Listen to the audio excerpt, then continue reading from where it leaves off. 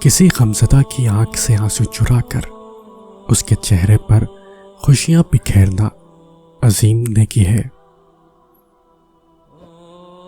اپنی زندگی کا مقصد فقط اللہ کی خوشنودی بنا لیجیے، پھر آپ کبھی نہیں ٹوٹیں گے، کبھی نہیں بکھریں گے اور کبھی نہیں ہاریں گے۔ دکھ، درد، تکلیف اگر اللہ کی ناراضگی ہوتی تو یہ نبیوں کو نہ ملتی۔ یہ نعمت ہے جو اللہ کا راستہ دکھاتی ہے۔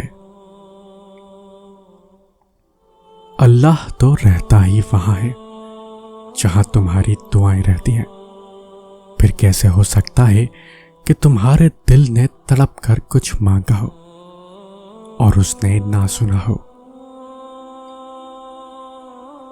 صبر میں شکوہ نہیں ہوتا، بس خاموشی ہوتی ہے، اور اس خاموشی کا شور صرف اللہ کو سنائی دیتا ہے۔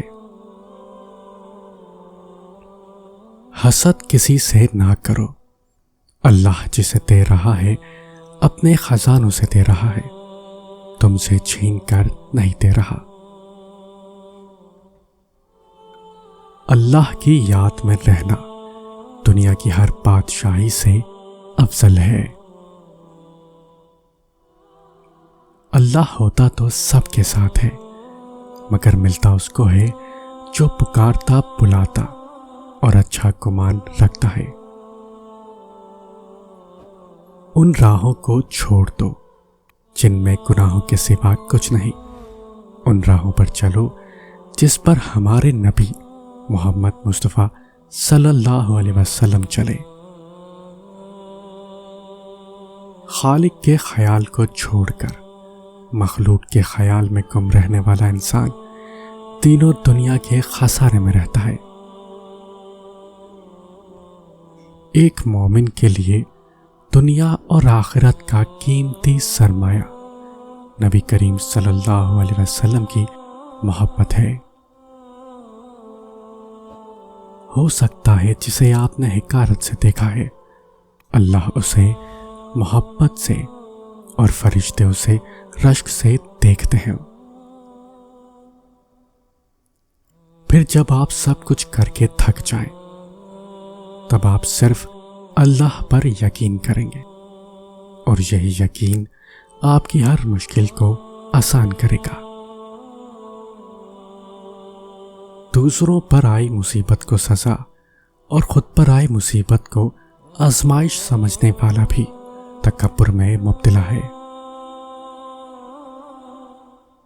جیسے بارشیں فضا سے دھول اور مٹی صاف کرتی ہیں، ایسے ہی استغفار روح سے گناہوں کو دھو دیتا ہے۔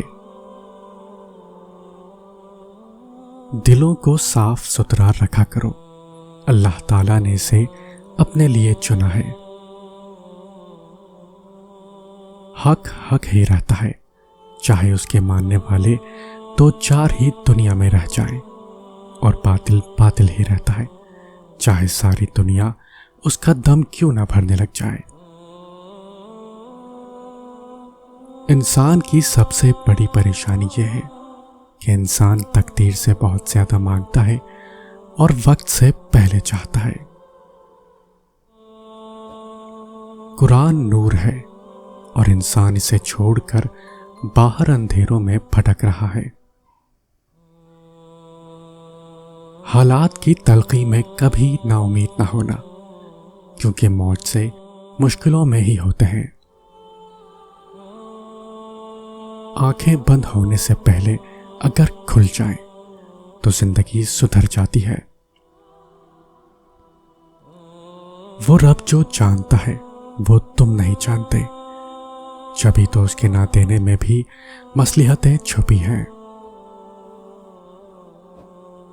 اللہ کی رحمت روٹھ جانے کی بڑی وجوہات میں سے ایک وجہ یہ بھی ہے کہ ہمیں ہر قانون کی پاسداری کی فکر ہے سوائے اللہ کے قانون کے۔ زندگی میں ہمیشہ وہ لوگ پرسکون رہتے ہیں جو پوری نہ ہونے والی خواہشات سے زیادہ ان نعمتوں پر شکر کرتے ہیں جو انہیں परवरदिगार ने अता की हैं। वो रब होकर आपकी मर्जी पर क्यों चले, जबकि आप उसके बंदे होकर उसकी मर्जी पर नहीं चलते। तौबा करने वालों की सोहबत में बैठा करो, क्योंकि वो सबसे ज्यादा नरम दिल होते हैं। जब कोई टूट कर तड़प के उसे पुकारता है तो वो उसकी दुआ कबूल करता है।